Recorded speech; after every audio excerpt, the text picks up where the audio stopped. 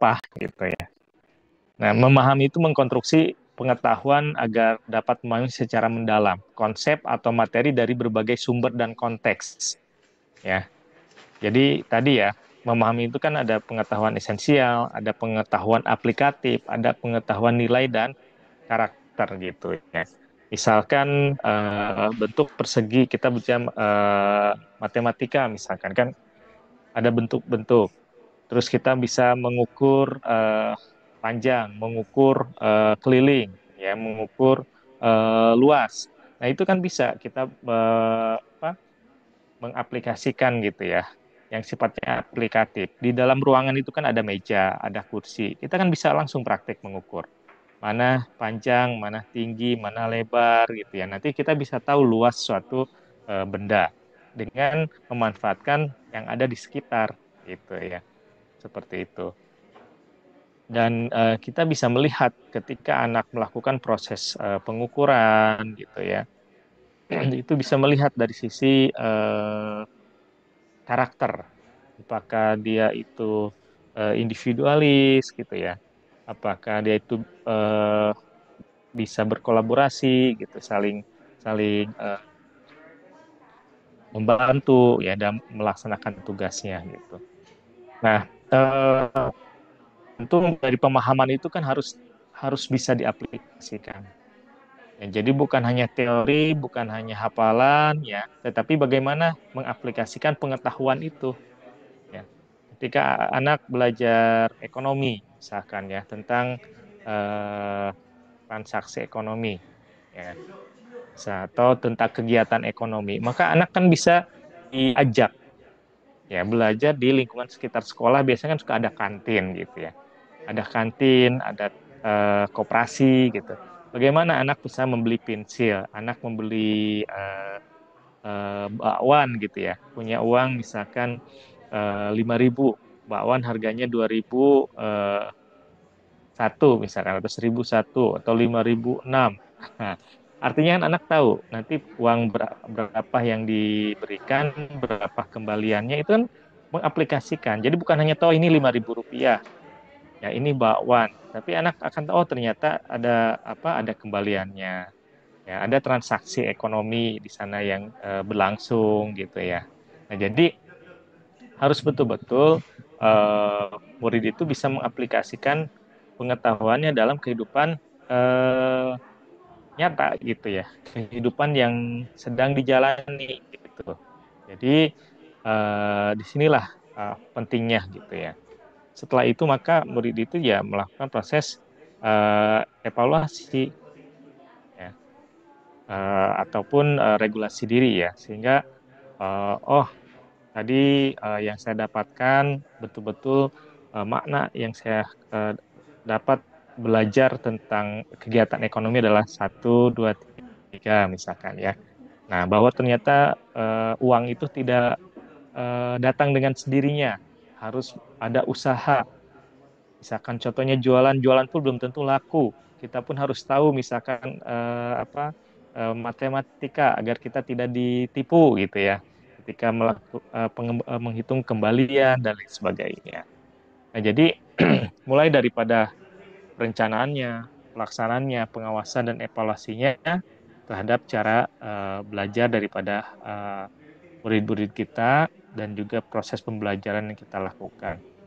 Nah, ada 4 kerangka ya Bapak dan Ibu terkait dengan kerangka pembelajaran, yaitu praktik pedagogis ya. Di sini ini kita ya sebagai guru itu ya harus merancang bagaimana pembelajaran yang tadi, pembelajaran yang biar bermakna ya, pembelajaran yang membangun kesadaran murid, pembelajaran yang bisa memberikan makna yang berbekas ya bagi murid, terus juga bagaimana pembelajaran yang menggembirakan ini di sini.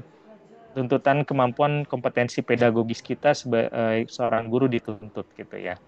Nah, apa yang menjadi acuannya tadi? Ya, dimensi profil lulusan gitu ya. Seperti itu. Mulai mulai kita merencanakan eh, model pembelajarannya seperti apa gitu ya. Media pembelajaran yang kita gunakan apa saja, terus juga asesmennya gitu. Nah, ini harus betul-betul kita siapkan ya seperti itu. Terus juga bagaimana menghadirkan lingkungan pembelajaran ya. Sekarang kan udah pembelajaran dengan memanfaatkan berbagai platform digital gitu ya. Tentu pembelajaran tidak hanya dilakukan di ruang fisik, tapi di ruang maya, di ruang virtual. Nah, bagaimana kita memadupadankan, mensinkronkan antara pembelajaran di ruang fisik dengan pembelajaran di ruang virtual gitu ya. Seperti itu. Ini tentu fleksibel. Nah, lingkungan pembelajaran yang harus dibangun, lingkungan pembelajaran yang harus diciptakan itu adalah lingkungan yang juga kita harus melihat apakah daya dukung sarana prasarananya terpenuhi atau tidak. Jangan sampai kita merencanakan pembelajaran berbasis digital ya untuk pembelajaran yang dilaksanakan di ruang virtual ya, tetapi jaringan internet aja tidak ada, blank spot gitu ya. Terus anak-anak juga tidak memiliki gawai gitu ya. Nah, ini tentu eh, tidak tepat ya, atau mungkin untuk melaksanakan pembelajaran di ruang virtual. Karena pembelajaran dengan memanfaatkan teknologi digital ini tentu ada syarat yang harus terpenuhi, Bapak dan Ibu.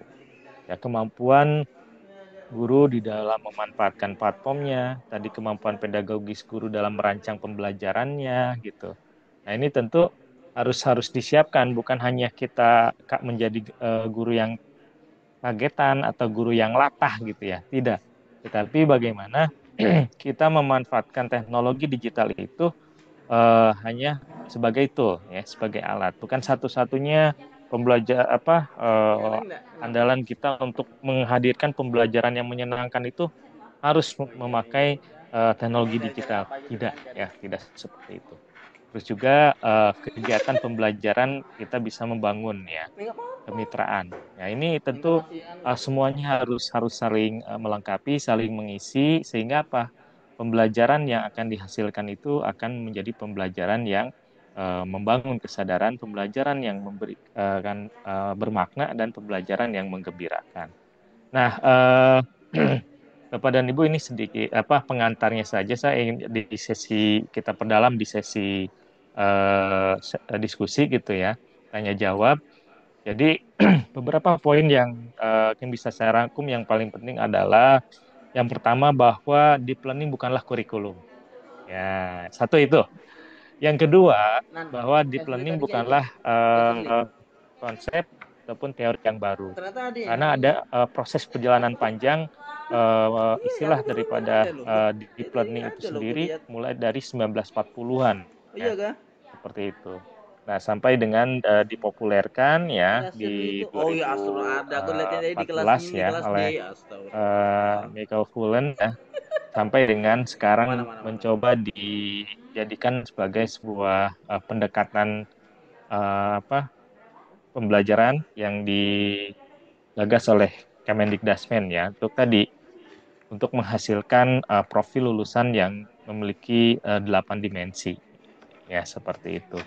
Nah, yang ketiga untuk deep learning itu di dalam pembelajarannya apakah ada template-nya enggak?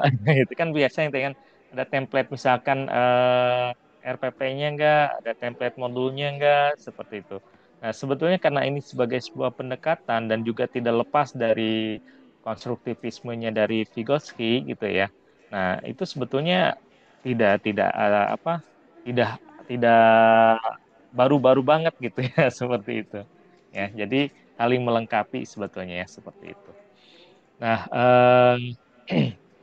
mungkin itu baik Kak ya, dan dalam prosesnya deep learning juga masih terus melalui oleh kajian-kajian mencari format yang tepat ya dari tim penyusun deep learning itu sendiri dan juga hasil asesmen dari tim penelaah gitu ya, dari Kemendikbudristek itu sendiri. Jadi seperti apa wujud konkretnya atau wujud apa bakunya daripada deep learning itu gitu. Apa sesuatu yang baru-baru banget atau memang oh ternyata bukan hal yang baru sama sekali gitu ya. Mungkin itu. Terima kasih. Baik, terima kasih banyak Pak Wijaya yang sudah memberikan pemahaman baru kepada kita semuanya, begitu ya. Ternyata kaitannya dengan deep learning ini memang bukan satu hal yang baru ya Bapak Ibu Guru. Ternyata memang sudah ada sejak zaman dahulu. Kaitannya bagaimana pembelajaran mendalam itu memang sudah kita pernah akrab dengan kita begitu. Namun di saat ini kita mendengar sebagai hal yang baru karena mungkin penyebutannya deep learning begitu. Namun kita sudah mengenal bagaimana konsep deep learning itu sendiri dalam proses pendidikan begitu. Bapak Ibu Guru, kaitannya dengan hal ini tadi juga sudah kita simak bersama bahwasanya deep learning bukan kurikulum ternyata. Ini pendekatan yang difokuskan untuk pendidikan begitu. Jadi silakan Bapak Ibu Guru setelah kita mendengarkan wawasan baru, Bapak Ibu Guru kami berikan kesempatan untuk dapat menanggapi atau berdiskusi langsung dengan Pak Wijaya. Jadi kami persilakan boleh untuk menuliskan di kolom chat atau hadir langsung dengan cara mengaktifkan icon raise hand begitu ya. Di sini tadi sudah ada Pak Nasir hadir di tengah-tengah kita. Sembari kami menghadirkan Pak Nasir, Bapak Ibu Guru masih ada kesempatan untuk dapat menuliskan di kolom chat atau nanti hadir langsung untuk kita invite gitu. Oke, sebentar Pak Nasir sepertinya masih mencari posisi yang lebih nyaman.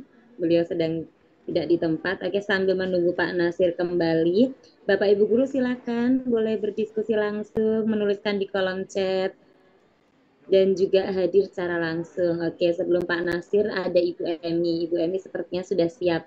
Kita invite terlebih dahulu Ibu Emi. Silakan Bu Emi dapat mengaktifkan audio dan memperkenalkan diri terlebih dahulu. Mohon maaf Ibu, kami belum bisa mendengar suara Bu Emi. Apakah mungkin terkendala dengan headsetnya? Suaranya tidak bisa masuk di kami. Oh iya, ini sudah mulai terdengar. Suaranya masih kecil Bu Emi. Mungkin bisa dilepas terlebih dahulu headsetnya. Kayaknya headsetnya dilepas saja Bu Emi. Jelas ya Bu? Ya, sudah. Ini. Ya, ini sudah dilepas ya Bu Emi. Oh iya, ini sudah jelas Bu Emi. Ya, silakan Bu Emi. Oh. Silakan diaktifkan kembali mikrofonnya.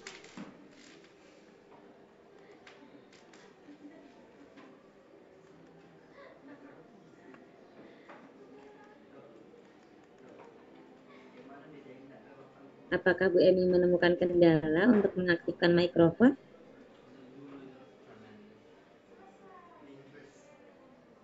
Baiklah, sembari kita menunggu Bu Emi, kita coba invite Pak Nasir. Oke, wait, kita lihat. Oke, Pak Nasir belum ready. Baiklah, Bapak Ibu Guru, sembari kita menunggu, saya sambil cek di kolom chat terlebih dahulu. Selamat datang Bu Fatmania, boleh mengaktifkan kamera untuk dapat kita invite langsung. Saya sambil cek di kolom chat beberapa respon yang Bapak Ibu Guru hadirkan di malam hari ini. Saya sambil cek apakah ada pertanyaan yang hadir di malam hari ini. Oke, apakah Bapak Ibu sudah paham betul tentang deep learning nih bahkan nih? Wait, sambil saya baca, coba kita invite Bu Syukrini. Silakan Bu Syukrini dapat mengaktifkan audio. Oh iya. Baik, bismillahirrahmanirrahim. Assalamualaikum warahmatullahi wabarakatuh. Waalaikumsalam warahmatullahi wabarakatuh.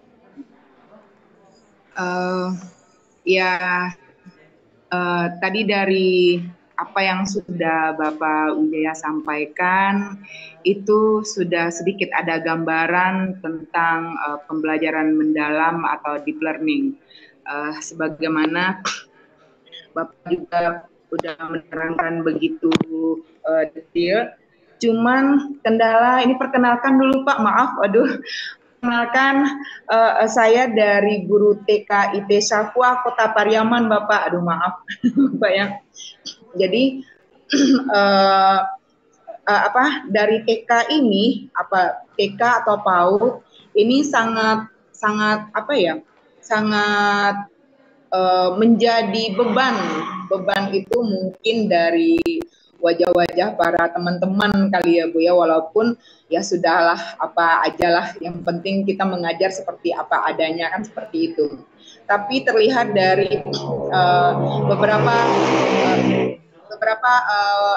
tingkah pola teman-teman itu banyak yang itu deep learning itu seperti apa, bagaimana cara penerapannya.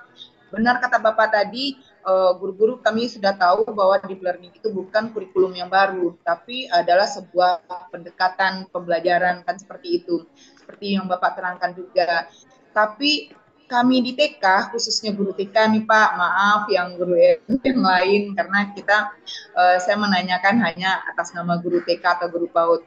Nah, kami di guru TK atau PAUD, cara penerapannya bagaimana? Apakah sama dengan yang sudah pernah kita lakukan? Dulu udah ada informasinya juga bahwasanya kita harus pertanyaan pemantik itu muncul di guru-guru TK yang hot, ya, yang hot bukan lot. Nah, lot itu kan seperti apa yang Bapak katakan tadi, itu kan tekstonomi belum itu ya Pak ya. Itu ada tingkatannya: mengingat, memahami, menerapkan, menganalisis, mengevaluasi, menciptakan. Kalau nggak salah tadi saya catat di PPT Bapak yang Bapak paparkan tadi.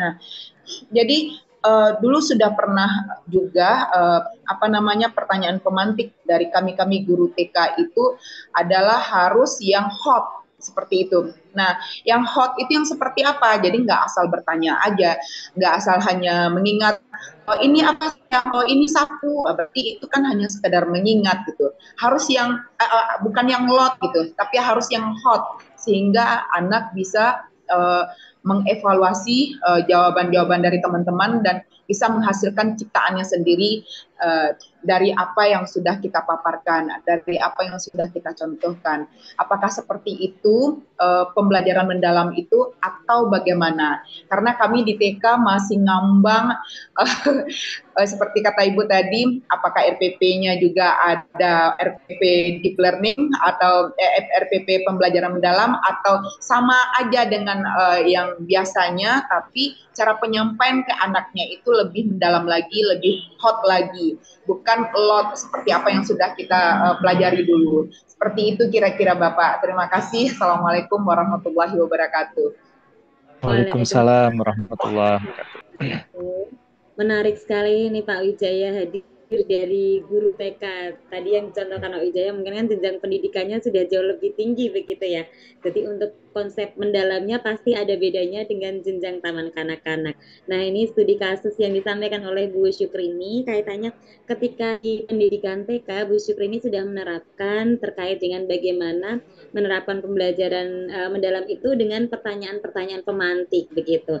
Nah, ketika mulai diterapkan pendekatan yang baru ini kaitannya dengan deep learning, apakah pertanyaan pemantik tadi sama halnya seperti HOTS di tahun-tahun sebelumnya, atau ada hal baru yang perlu diperdalam kembali dalam proses mengajarkan khususnya ke jenjang taman kanak-kanak begitu. Silakan Pak Wijaya. Ini luar biasa ya pertanyaannya ya, Mbak Eka. Kayaknya ini memang bidangnya Mbak Eka harusnya. Nggak, baik Bu Sukrini, ya ini menarik ya. Jadi untuk di TK itu seperti apa? Nah, kalau saya ambil contoh konkret gitu ya, misalkan ketika di TK kita berbicara tentang kebersihan lingkungan, maka kita kan bisa memantik murid kita itu ya, anak didik kita itu eh, menceritakan gitu ya, menceritakan pengalamannya tentang menjaga kebersihan di rumah. Kalau punya kamar, bagaimana membersihkan kamarnya sendiri gitu. Ya, terus kalau tidak memiliki kamar selama perjalanan, sampah apakah selama di dalam perjalanan melihat sampah atau tidak? Nah, sampahnya apa saja misalkan. Nah, itu kan sebetulnya hal-hal yang terindra oleh eh, apa anak anak ya, dan usia anak itu kan periode golden age ya. Nah, ini tentu sangat penting karena menjadi pondasi gitu ya untuk anak beradaptasi pembelajaran di jenjang berikutnya. Itu salah satu contoh misalkan ketika temanya kebersihan gitu. Yang kedua, misalkan bisa menceritakan tadi eh, ke sekolahnya gitu diantarkan oleh siapa, misalkan oleh ibunya atau oleh bapaknya gitu. Bisa tanya tadi lama nggak dari rumah ke sekolah, macet nggak? Nah, hal seperti itu sebetulnya merupakan bagian daripada pembelajaran mendalam. Jadi bukan udah dianterin tadi dari rumah naik Grab, bukan hanya sebatas itu, tapi apa yang dilihat selama di perjalanan gitu. Terus apa anak dikenalkan dengan konsep tadi kan keluarga. Terus itu kan keluarga juga bisa dikaitkan dengan numerasi ya. Punya kakak berapa, punya adik berapa, seperti itu. Itu kan numerasi. Terus bagaimana tadi tentang tema kebersihan gitu. Bagaimana cara menjaga kebersihan di rumah gitu. Apa yang kamu lakukan gitu. Saya enggak, saya masih dibersihkan oleh mama, bersihkan oleh bunda misalnya. Nah kan itu mulai dari sana. Jadi baru masuk menjelaskan tentang kebersihan melalui hal-hal yang sederhana. Kan biasanya di TK yang setahu saya gitu ya, yang pernah dialami oleh anak-anak saya gitu. Kita juga belajar banyak sikat gigi, bagaimana cuci tangan. Itu kan konsep kebersihan tapi sederhana. Sebetulnya Bu Sukri ini, kalau saya melihat, itu sebenarnya sudah dilakukan. Makanya hanya saja tinggal diadministrasikan ya dan apa diimplementasikan secara terstruktur gitu ya. Itu yang pertama. Yang kedua, apakah ada template perencanaannya gitu ya. Sebetulnya tidak ada. Sampai saat ini tidak ada. Dan sebelum-sebelumnya pun kan semua mau modul, mau RPP juga tidak ada eh, konsep baku gitu ya. Ataupun apa template baku yang harus persis seperti itu tidak. Tetapi eh, kalau saya boleh gitu ya memberikan beberapa oretan-oretan gitu ya kalau ingin membuat tentang perencanaan Mbak Eka ya. Ada nggak ya? Nah, ntar. Nah ini terlihat nggak Mbak Eka? Baik, sudah terlihat Pak Wijaya. Udah ya. Nah ini misalkan untuk memudahkan kita gitu ya untuk membuat rencana pembelajaran kalau TK itu namanya bukan RPP Lihat ya, apalagi saya lupa lagi Mbak Eka di TK tuh RK dokumennya itu. apa RKH. Ya betul. Itu. eh ini contoh misalnya rencana pembelajaran. Ini kan sama aja identitas. Terus ini kalau kita lihat CPTP ya. Nah ini bukti asesmennya. Misalkan kalau tadi di TK misalkan ya bukti asesmennya gitu. Anak bisa menuliskan jenis-jenis sampah. Anak bisa memilah gitu ya sampah organik dan sampah anorganik misalkan ya seperti itu. Nah, jadi terus pembelajaran. Nah, pembelajaran itu bisa ini kita dalam bentuk tabel ya. eh, tabel dalam bentuk tabel di sini pengalaman belajarnya itu kan tiga bermaknanya, mengaplikasikan, merefleksikan. Terus kegiatan pembelajarannya kita ini kegiatan intinya ya. Nah, terus rubrik penilaian itu kan tadi pengetahuan, keterampilan, sikap dan proyeknya. Nah, ini misalkan contoh ya. Ini bukan bukan template, bukan bak. Ini hanya saya ngasih contoh saja gitu ya untuk bagaimana membuat perencanaan pembelajaran. Jadi sama aja. Yang paling penting justru adalah di kegiatan pembelajarannya, Bapak dan Ibu ya, mau jenjang PAUD ya, mau sekolah dasar, mau SMP atau SMA SMK, itu yang paling penting adalah di kegiatan pembelajarannya. Bahwa kegiatan pembelajaran yang berlangsung itu harus memberikan pengalaman pembelajaran yang bermakna gitu ya, kebermaknaan bagi muridnya, bagaimana implementasinya, aplikasinya, bagaimana refleksinya. Nah, ini harus ada di dalam proses pembelajarannya. Jadi, kegiatan pembelajaran itu harus memberikan pengalaman pembelajaran dan ini posisinya sangat penting itu di kegiatan inti, di kegiatan pembelajaran ya seperti itu. Itu yang kedua ya dari Ibu Sukriyani tadi ya. Mungkin lebih kalau secara ininya saja tidak terlalu ini ya detail kalau untuk jenjang taman kanak-kanak atau PAUD itu ya. Hanya saja yang berdasarkan pengalaman aja saya punya eh, 4 orang anak gitu ya dari yang besar sampai ini juga melihat gitu ya ketika gurunya ketika pembelajarannya kadang kan ngirim video gitu ya lagi cuci tangan gitu ya sikat gigi gitu seperti itu. Mungkin itu Mbak Eka ya. Baik, terima kasih banyak Pak Wijaya. Luar biasa sekali. Semoga ini bisa membantu Bapak dan juga Ibu yang memiliki pertanyaan yang sama, begitu ya. Tadi kaitannya bagaimana proses ketika perbedaan menerapkan pembelajaran deep learning di jenjang taman kanak-kanak dan juga jenjang pendidikan setelahnya, begitu. Nah, mungkin kalau di taman kanak-kanak memang harus lebih ke konkret kepada anak-anak berdasarkan apa yang dekat Betul dengan ya, mereka. bukan abstrak ya Mbak Eka ya. Jadi yang konkret, yang tervisualisasikan, ya artinya yang terindra karena memang fasenya fase ini ya. Masa-masa golden age di mana mereka mempelajari hal-hal baru memang secara konkret begitu. Baiklah, wah sudah hadir banyak sekali nih Pak Wijaya yang ada di sini yang siap berdiskusi. Kita coba Si- hadirkan satu persatu. Oke, masih belum ada dari versi Bapak Guru, jadi kita hadirkan kembali dari versi Ibu Guru. Ini ada Ibu Kotmania, kita coba invite terlebih dahulu. Oke, silakan Bu Fatmania, boleh mengaktifkan audionya. Ya, terima Oke, kasih Mbak Eka sama pemateri malam hari ini. Assalamualaikum warahmatullahi wabarakatuh.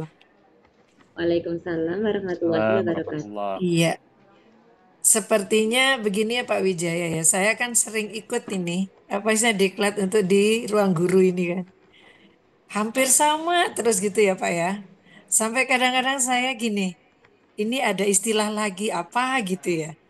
Kebetulan saya guru bahasa Inggris Pak di SMK dari Kota Malang Pak, Jawa Timur. Nah, kalau misalnya kita bicara, ya memang betul Pak Wijaya tadi kalau Pak Wijaya menyampaikan yang joyful itu di awal begitu kita mendengar istilah deep learning, mulai dari yang mindful, kemudian yang meaningful, terus joyful gitu kan Pak ya. Tiga itu sebetulnya sudah kita pernah lakukan. Cuma eh, yang lucunya ini Pak, kalau ngajar anak SMK, khususnya untuk yang joyful, ya, mungkin kalau di TK masih enak gitu loh. Anak-anak diajak gerak gini-gini menyenangkan ya. Tapi kalau sudah remaja seperti itu, mereka sudah lebih joyful dengan yang namanya gadgetnya. Itu yang pertama. Kemudian yang mau saya tanyakan sebetulnya Pak ya, kalau tadi ya Alhamdulillah Bapak sekaligus sudah menjawab pertanyaan Ibu yang sebelumnya ini untuk penilaian apa sebetulnya memang iya kalau memang deep learning itu memang bukan kurikulum sekedar istilahnya kayak pendekatan gitu Pak ya. Untuk penilaian tidak ada masalah gitu Pak ya. Pertanyaan saya gini Pak, ini guru saya kebetulan kalau bukan orang produktif kan kadang-kadang gini, kewalahan dengan anak-anak yang lebih canggih terutama sekarang dipermudah dengan AI atau ChatGPT gitu kan Pak ya. Nah, untuk masalah akurasinya bahwasanya itu pembelajaran kita berikan itu meaningful dalam artian sudah mendalam gitu Pak ya. Itu gimana caranya membedakan kalau itu murni mereka sendiri itu paham dari apa yang mereka jawab dengan menggunakan AI atau ChatGPT kalau dibanding dengan memang itu hasil idenya mereka. Nah, itu sikap saya sebagai guru itu bagaimana, Pak? Untuk menghadapi kondisi seperti ini. Karena apa? Anak-anak sebagai gini, oh sudah Bu, ya Bu, sudah gini-gini. Memang lebih kreatif, menyenangkan kalau mereka lebih dihadapkan ke gadget mereka. Nah, sebetulnya dalam deep learning itu yang joyfulnya itu yang mana untuk seumuran anak SMK. Ngerti Pak? Ya.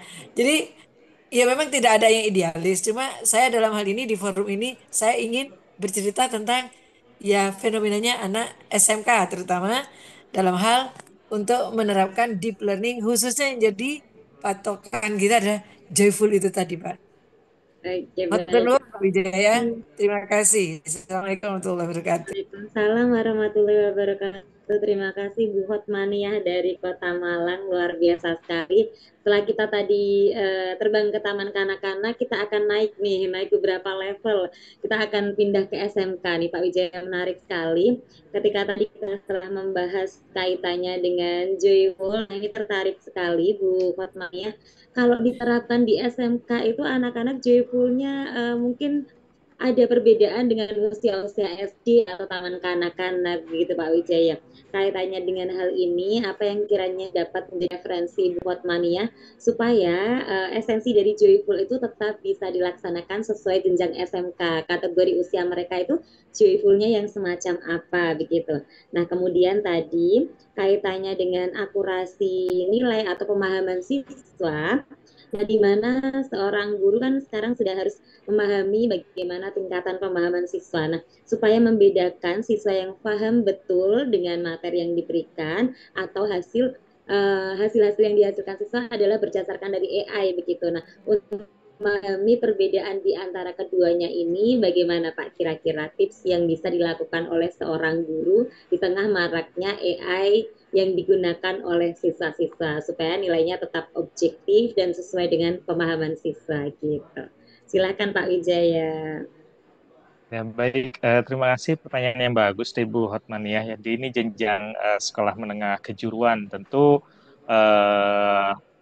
murid kita murid kita kan udah dikategorikan sebagai generasi digital native. Jadi mereka kan udah bukan hal yang asing, tanpa diajarkan pun, jangankan seusia SMK ya. Anak anak PAUD aja, orang tua nggak pernah mengajarkan cara memakai gawai, mereka bisa tersendiri. Mulai dari awalnya memilih tontonan, mematikan start, stop gitu ya, sampai ngecilin audio. Nah, artinya memang generasi yang kita hadapi adalah digital native. Nah, tantangan bagi kita sebagai seorang guru adalah bagaimana kita pun bisa beradaptasi dengan perkembangan teknologi itu sendiri. Karena kalau kita tidak beradaptasi, kita tidak menyesuaikan, maka kita akan bisa kali oleh murid-murid kita. Contoh, misalkan dalam tadi penggunaan gawai, penyelesaian baik itu assessment, membuat penyelesaian penugasan, itu kan banyak sekarang yang berbasis artificial intelligence, ya, menggunakan AI ya. Ada ChatGPT, ada Gemini, ya, dan lain sebagainya lah. Nah, bagaimana cara kita mengetahui bahwa itu memang hasil karya murid-murid kita gitu ya? Ya tentu ada ketika ada teknologi tentang apa tadi misalkan ChatGPT, Gemini ya, dan lain sebagainya itu, maka ada juga ya kita bisa mengecek namanya tes humanity ya, tes humanity test. Nah, jadi eh, ada aplikasi misalkan namanya Humanity AI ya. Terus ada kalau ini misalkan yang sering dipakai di kalangan perguruan tinggi adalah Turnitin gitu ya. Nah, itu untuk mengecek apakah itu tugas itu memang buatan daripada kecerdasan buatan atau memang hasil buah pikir daripada murid-murid kita.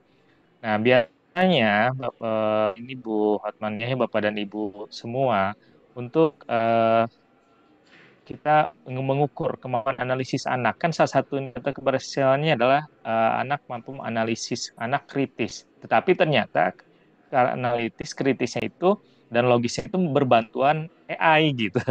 Nah, berarti bisa kita ceknya itu menggunakan tadi humanity test. Banyak ada yang gratisan juga ada. Jadi kita bisa tahu sebetulnya dari bahasanya pun kalau dia berbantuan AI itu terlihat sekali kaku, ya terus formal gitu ya.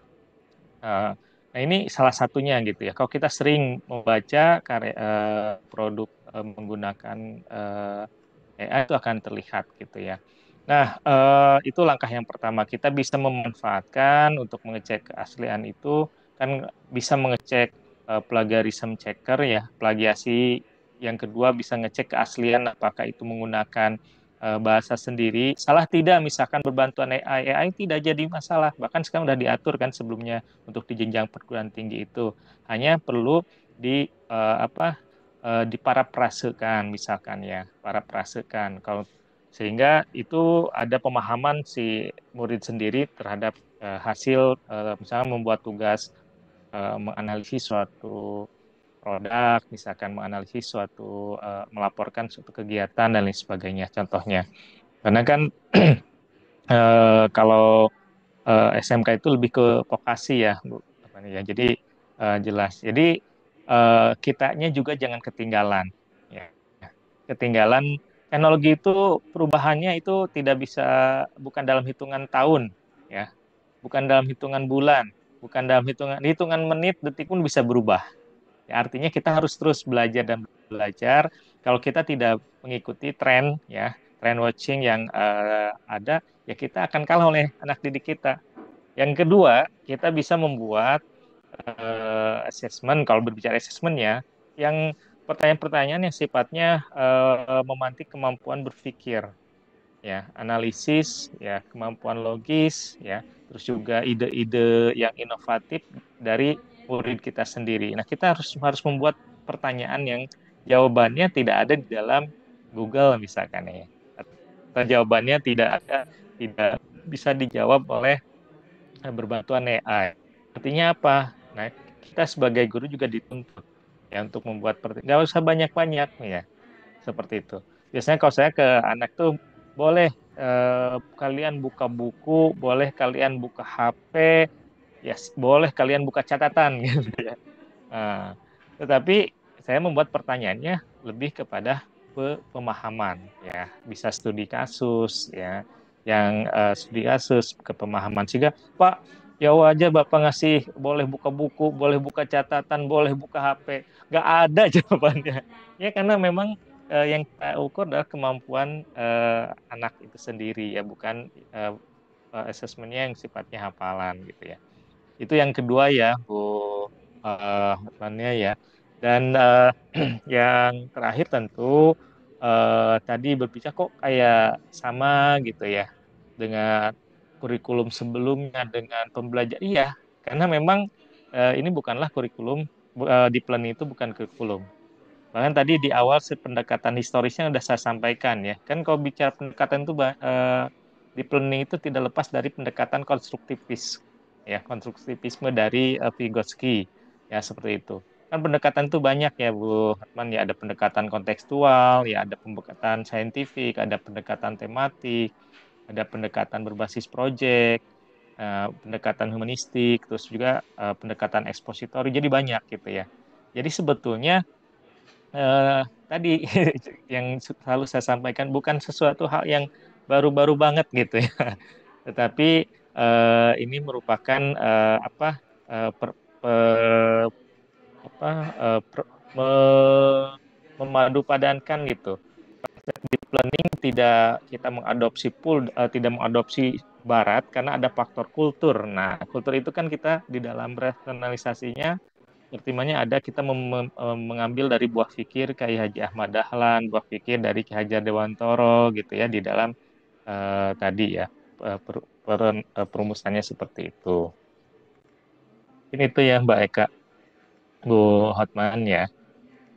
Jadi harus Baik, Bu Hotman harus juga rajin ini nih mempelajari. Dan anak itu kan banyak sekarang Bu Hotman untuk jenjang SMK yang bisa dimanfaatkan itu untuk biar pembelajarannya itu kan joyful gitu ya, menyenangkan sesuai dunia anak. Anak kan bisa memakai tadi ya ada Quizzes, ada Kahoot ya, bisa Mentimeter. Ya, pokoknya yang sesuai dengan anak dan itu kita rancang tadi gitu ya, pembelajarannya yang menggembirakan gitu ya. Itu bisa dengan memanfaatkan berbagai platform gamifikasi ataupun platform berbasis assessment ya. oke, baik. Terima kasih banyak Pak Wijaya yang sudah memberikan berbagai wawasan dan juga referensi baru. Semoga ini bisa membantu Bu Fatmania serta seluruh Bapak Ibu guru hebat yang hadir di malam hari ini. Terima kasih Bu Fatmania sudah hadir.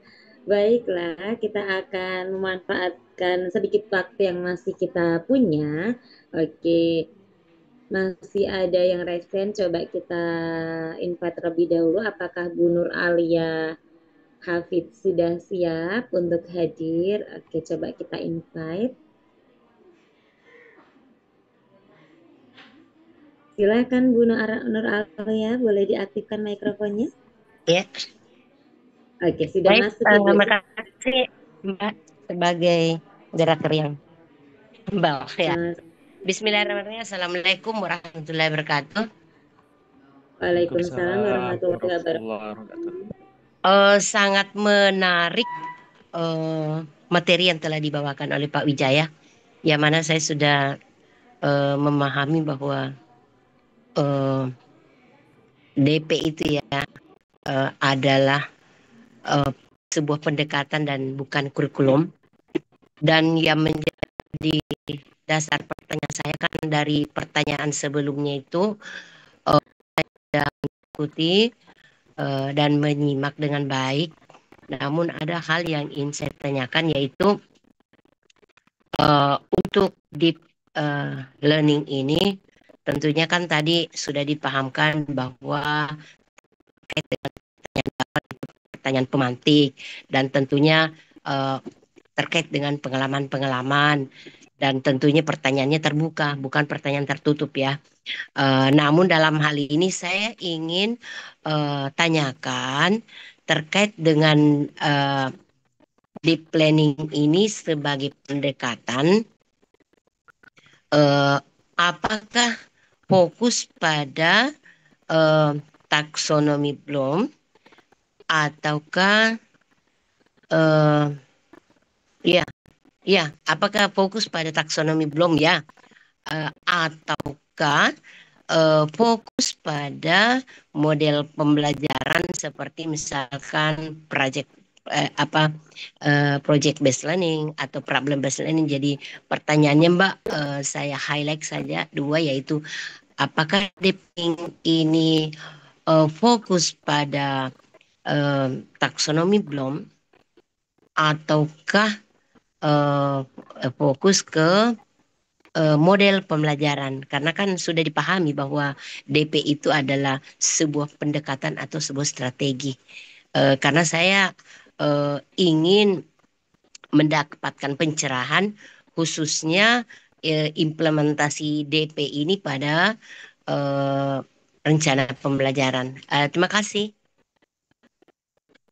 Baik, terima kasih banyak Bu Nur Aulia yang sudah hadir di malam hari ini dengan semangat yang luar biasa sekali dari Sulawesi Selatan ya Bu. Kalau saya lihat dari icon nama begitu. Baiklah, silakan Pak Wijaya untuk menanggapi pertanyaan dari Bu Nur Aulia kaitannya apakah pembelajaran deep learning ini atau fokus pendekatan deep learning ini hanya fokus pada taksonomi Bloom atau fokus pada seperti halnya proses model pembelajaran seperti halnya project based learning dan juga lain sebagainya. Nah, hal itu yang ingin didapatkan oleh Bu Nur Aulia kaitannya bagaimana nantinya Bu Aulia akan menerapkan dalam proses perencanaan pembelajaran di sekolah beliau begitu. Silakan Pak Wijaya. Ya baik, terima kasih ya. Ini pertanyaannya lumayan ini ya. Terima kasih Bu atas pertanyaannya ya, Bu Nur. Nah ini kita melihat taksonomi. Kalau di dalam DP itu ya deep learning itu, maka kita bisa melihat melalui taksonomi Solo ya. Jadi memang deep learning itu kan taksonomi Solo dan Bloom gitu. Nah ini misalkan dalam Solo itu kan bagaimana mengevaluasi ya taksonomi Bloom revisi dari Crowtwell dan Anderson ini untuk di taksonomi Solo itu kan berpikir abstrak yang mendalam. Nah, ini tentu levelnya berpikir abstrak yang mendalam tidak bisa diterapkan secara utuh dan penuh mungkinnya untuk jenjang PAUD dan SD gitu, karena berpikirnya kan berpikir bukan apa berpikir konkret gitu ya, bukan abstrak. Nah, itu. Yang berikutnya adalah kalau di Bloom revisi itu kita menerapkan menganalisis, maka di taksonomi Solo itu kan relasional. Artinya apa? Menerapkan, menganalisis, mengevaluasi, mencipta itulah pembelajaran mendalam. Kalau taksonomi solonya itu kan relasional dan berpikir abstraknya. Untuk apa tujuannya? Tentu mengkonstruksi, mengkoneksikan ide-ide, ya, dan juga bagaimana memperdalam, mengkaji secara dalam ide tersebut untuk diterapkan. Nah, jadi memang levelnya itu udah level tingkat pembelajaran yang tinggi gitu.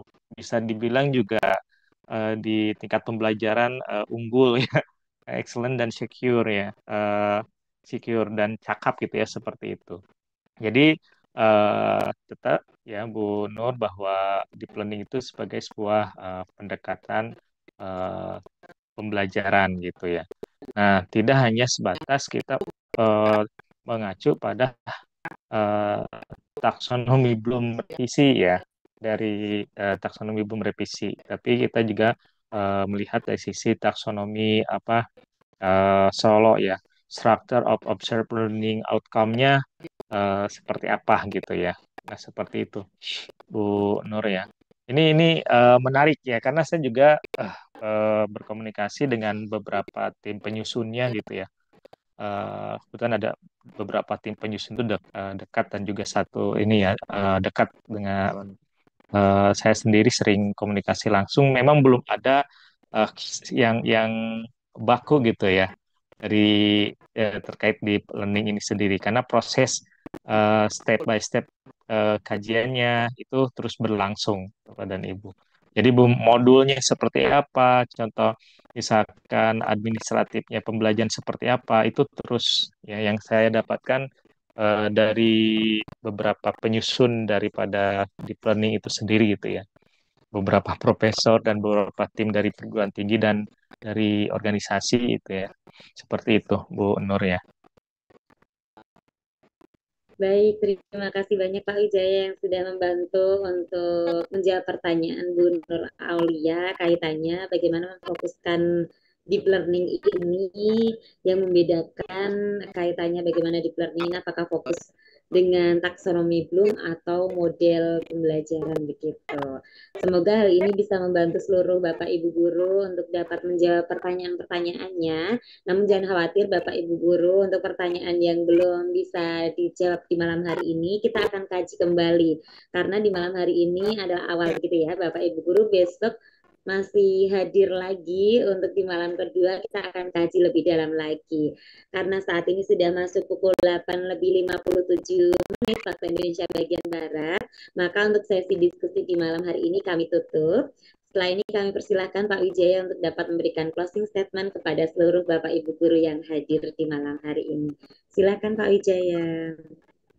Ya, baik, terima kasih Mbak Eka, yang tidak terasa ternyata di penghujung acara Bapak dan Ibu guru hebat di seluruh Nusantara yang mengikuti kegiatan malam hari ini dari awal sampai akhir, baik melalui room Zoom ya, dan juga melalui live streaming YouTube Guru Mengajar. Eh, Marilah terus kita eh, gali ya, dan pahami serta maknai pendekatan pembelajaran mendalam ini, baik dari sisi konsep, teori dan praktik. Ya, tentu ini menjadi tantangan tersendiri bagi kita sebagai seorang guru. Ada satu hal yang harus kita bangun, adalah bagaimana kita mampu beradaptasi dan transformasi terhadap setiap perubahan yang ada. Jadi kata kuncinya adalah beradaptasi dan bertransformasi ya, dengan setiap kebijakan yang ada, tentu ya dilandasi dan didasari ya dengan basic keilmuan kita yang telah kita peroleh.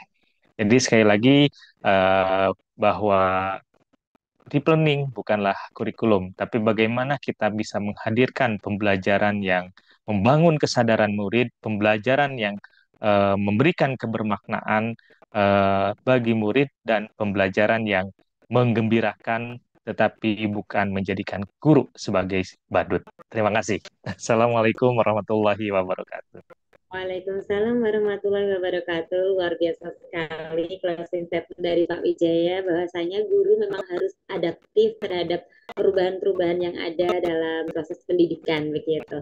Baiklah Bapak Ibu guru, karena kita sudah melangsungkan sesi di hari pertama ini. Untuk selanjutnya kita akan ada sesi dokumentasi Bapak Ibu guru. Jadi kami persilahkan untuk dapat mengaktifkan kameranya. Boleh dipersiapkan senyum terbaiknya. Oke, sudah banyak yang on cam, sudah terlihat beberapa senyum manisnya. Jadi saya persilahkan Mas Mandung boleh membantu sesi dokumentasi kita di malam hari ini. Baik, terima kasih. Oke, selamat malam. Oke, Pak Wijaya Karneka, terima kasih atas waktunya dan kita mengaktifkan kamera. Kita akan dari slide yang pertama, 1, 2, 3. Oke, selanjutnya. Oke, next, senyumnya boleh. Oke, lagi. Oke, sekali lagi. Oke, senyum. Oke, 1, 2, 3. Baik, baik. Oke, semuanya juga boleh. Oke, terima kasih. Saya kembalikan ke Mas. Baik, terima kasih banyak Mas Madun yang sudah membantu sesi dokumentasi kita di malam hari ini. Luar biasa sekali Bapak Ibu Guru, tidak terasa sesi di hari pertama di kelas ini sudah berlangsung dengan baik dan semoga apa yang sudah kita pelajari di malam hari ini dapat menambah keilmuan kita serta dapat membantu untuk proses mengajar di sekolah masing-masing. Begitu ya Bapak Ibu Guru. Kami juga menyampaikan terima kasih kepada Pak Wijaya mewakili seluruh Bapak Ibu Guru serta tim guru mengajar. Pak Wijaya, terima kasih Sama-sama Mbak Eka. Iya, terima kasih Pak sudah Ya, menyempatkan hadir di sela-sela kesibukannya tentunya. Jadi di ya. sela-sela kepadatan waktu yang dimiliki Pak Wijaya masih berkenan untuk hadir membersamai seluruh Bapak Ibu guru dari berbagai wilayah di Indonesia begitu ya. Dan harapannya Bapak Ibu guru apa yang sudah disampaikan Pak Wijaya memberikan manfaat untuk kita semuanya serta menjadi ladang ibadah untuk Pak Wijaya beserta keluarga. Amin. Baiklah Bapak Ibu Guru, kami masih menunggu kehadiran Bapak Ibu Guru untuk kembali hadir di malam kedua. Tentunya tidak kalah menarik, kita akan membahas topik yang lebih mendalam lagi di hari kedua bersama Pak Zulfikri, begitu. Jadi kami harapkan Bapak Ibu Guru tetap menjaga semangatnya di hari kedua. Kita akan menyiapkan topik yang luar biasa dan Bapak Ibu Guru boleh menyiapkan hal-hal yang kiranya penting untuk kita diskusikan maupun kita tanyakan, begitu. Saya selaku moderator di malam hari ini mohon maaf atas sikap serta tutur yang kurang berkenan. Sampai jumpa lagi di hari kedua. Wabillahi taufik walhidayah. Wassalamualaikum warahmatullahi wabarakatuh. Terima kasih Pak Wijaya serta Pak Ibat yang sudah hadir. Selamat istirahat.